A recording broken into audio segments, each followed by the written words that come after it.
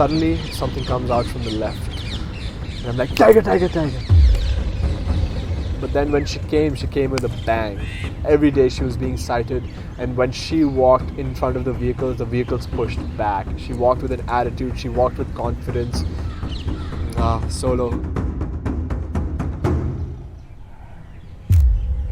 And as Bomera approached, she started crouching down and started snarling like that. Bomera takes his right paw and rips open Solo's chest.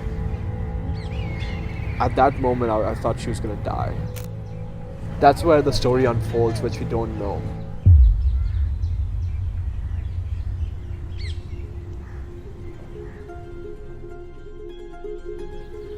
This is Suyash Keshri.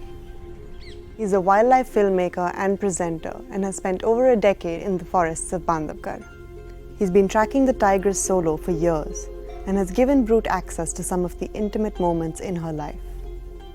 This is a land of myths and legends. In Hindu mythology, it's believed that Ram gifted it to Lakshman during his Vanvas. A land where royalty reigns supreme. Earlier, it used to be a fort, or rather, it used to be a hunting ground for the Maharajas. A land walked by mighty beasts. And we were driving, and suddenly the guide in the front is like, "Sir Tiger!" This is the Bandhavgarh National Park.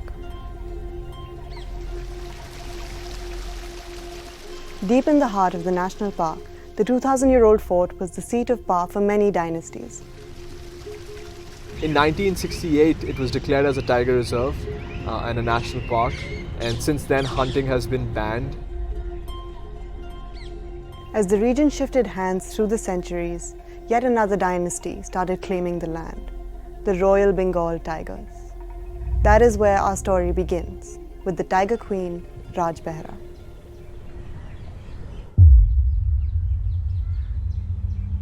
Raj Behra was a very, very bold tigress. She was never scared to fight another tiger, and she was a very dedicated mother. Born in 2007, Raj Behra was the daughter of Churchara. She had inherited her mother's territory and reigned over the area around the fort in the heart of Bandhavgarh. They're full of grasslands, they're full of water bodies, there are few hills in the middle, and all of them have beautiful deep caves. She gave birth to a litter of 1 male and 3 female cubs. Her daughter, Solo, was next in line.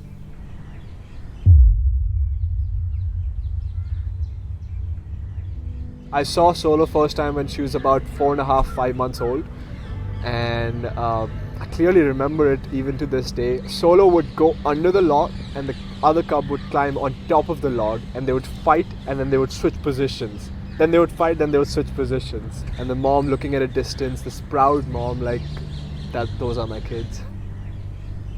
And here she is, the crown princess.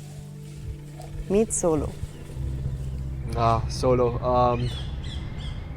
Sometimes it's very difficult. I don't know where to begin and where to end. I think I can talk about her my entire life. But among the Raj Behra litter, Solo was the one that always used to be out there independently.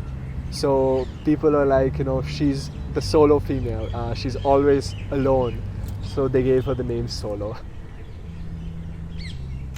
Solo, she had a very slender face, and she had 2 fish-like patterns above her eye, and then one on this side as well.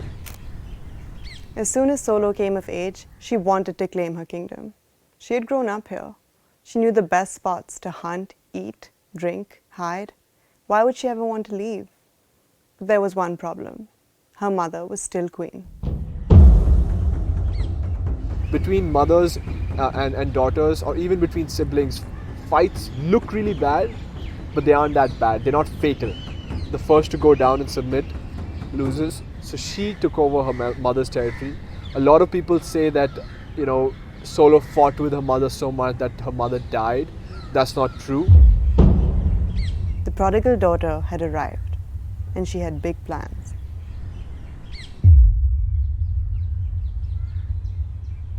And then this Solo tigress suddenly kind of disappeared.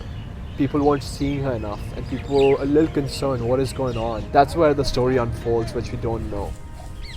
But then when she came with a bang. Every day she was being sighted, and when she walked in front of the vehicles pushed back. She walked with an attitude, she walked with confidence. So she made it with 3 males, and then she gave birth. But that litter did not survive. Her first litter did not survive at all, and they were killed by an intruding male. Male tigers will kill the cubs they haven't fathered to push their own gene forward. And soon enough, there was another king in Solo's life.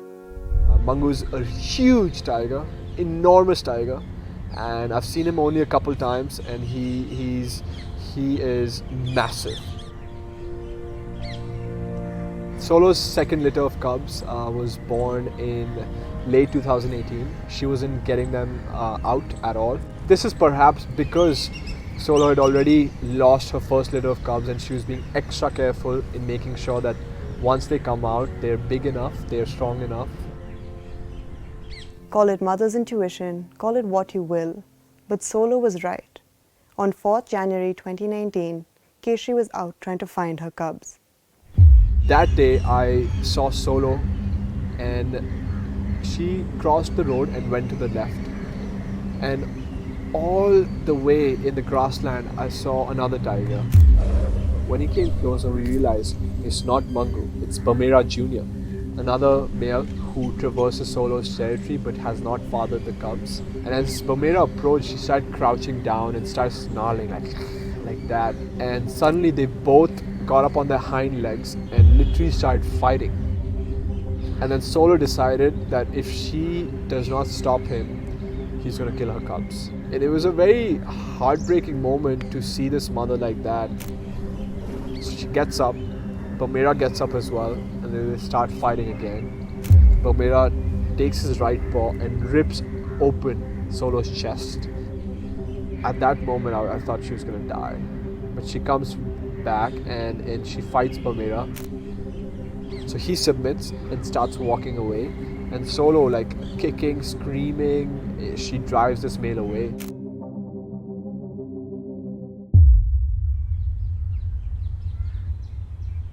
After the incident with Bamera Jr., things started looking up for Solo. Her cubs were big enough to venture out with her, and she hadn't had any other encounters with rogue males. Life was good. May 2019, I started filming her. The first time I saw her was with a kill.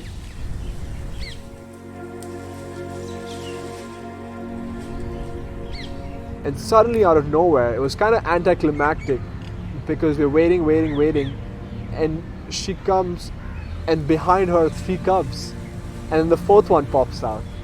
And it was amazing. They came, they crossed the road, they ran towards the carcass, and they completely demolished it. They fought with each other. So one of the cubs, he actually jumped onto the carcass and made sure that his sisters cannot eat. Wanted all of the carcass to himself. Then next day in the morning, we found them playing. In the evening, we found them climbing trees, which is very rare. Tigers never climb trees, but Solo used to climb trees as a cub, and her cubs climb trees as a cub as well. And that's when you fall in love with those tigers. Solo was a happy queen in her thriving kingdom. But in January 2020, there was news that one of the cubs went missing. Then Solo went missing. The forest department sent out search and rescue parties, and Keshri and his team joined in. After about half an hour, first cheetal call came. That means a tiger. When cheetal deer see tiger or langur see tiger, they make alarm calls. Langur typically go like that. So we finally found Solo. Where are the cubs? Waiting. No alarm calls. Suddenly, something comes out from the left. And I'm like, tiger. And my naturalist and the guide just wake up and they're like, wow. Second cub. The guide goes, tiger. Third tiger comes. Then the naturalist goes, tiger. And unbelievably, we see the 4th one coming through. From the outside, everything was well. But unknown to Keshri and his team, there was something dark conspiring in the shadows. In March 2020, the novel coronavirus had spread across the world and India went into lockdown. The national park was closed to the public. But June 17th, I was there in Bandhavgarh. Next day, I saw Solo. She looked a little frail, and I observed some wounds on Solo's paw. And she was licking the wounds and constantly kept looking back, either for the cubs or either because she felt threatened. I was supposed to go late October, but news within the first week started coming through that Solo had moved from her territory into a territory near the buffer area. Solo did not want to go back into her territory because there were too many males in her territory. Another female is trying to encroach on her territory. There's no space left for her. Little did he know that June would be the last time he saw Solo ever again. The queen had fallen. On October 17th, I got a very tragic news. The unfortunate incident happened. Solo was found dead and her carcass was already decayed, which means she had been dead for quite some time. She was a fighter. She was an absolute fighter. What happened? Some people were saying that another male killed her. Some people were saying she was poisoned. Some people were saying she died of natural causes. But the fact of the matter is she died. This is one tiger which is highly endangered. It's a breeding female in a national park and we'd lost her. Solo, along with one of her cubs, was found dead under the Dhamokar range in the buffer area of Bandhavgarh. While the Forest Department had yet to release the official report on her death, national media reported that it was likely a case of retribution killing by the villagers. The other 3 cubs, 1 male and 2 females, have been missing since. And there's no closure. What happened? Why did it happen? What was she doing there? 10 years down the line, we don't want to be in a situation where we're telling our kids that, listen, we knew how to protect tigers. We knew that we needed to connect different habitats. We knew we needed to relocate more villages. We knew we needed to educate more people and train more people. We knew how to save the tigers. But we let them go.